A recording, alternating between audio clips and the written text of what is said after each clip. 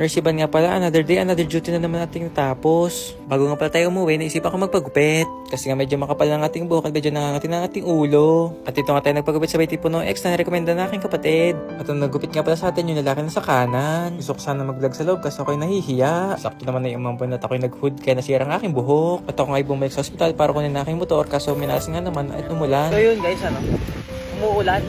Lugi na naman tayo mga nakamotor. Nagbabayad na nga tayo sa parking. Naulan ng pang motor natin.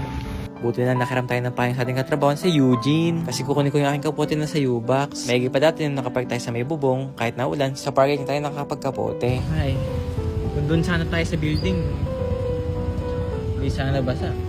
Sinauli ko na nga pala ang hiniram kong payong kay Eugene. Kaya naman susot na tayo ng kapote. Pero nakikita niyo naman na medyo basa na rin ang ating damit. Shoutout nga pala sa Sec Moto Supply. Doon ko nabili ang aking kapote. Hindi to sponsored pero highly recommended ko tong shop na ito. Kaya Moto Sec Supply, baka naman.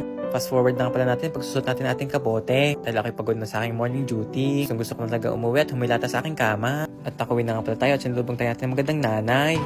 Uy! Basa-basa ka! Ano yan? Kaya nga eh. Buti na talaga nakakapote tayo. At nakauwi tayo ng hindi gaano basang-basa. At malamang sa malamang kung tayo uwi ng basang-basa, tiyak tayo magkakaroon ng trangkaso. Tiyak din naman magagamit natin ang ating sick leave. Malamang sa malamang sa ICC ang ating diretsyo at susundutin naman ang ating ilaw. Nakakaawa naman talaga tingnan nating motor na babasa siya sa ulan. Kaya naman ipipikit ko na aking mata para hindi ko siya nakikita na babasa. Kaya hanggang dito na lang, paalam.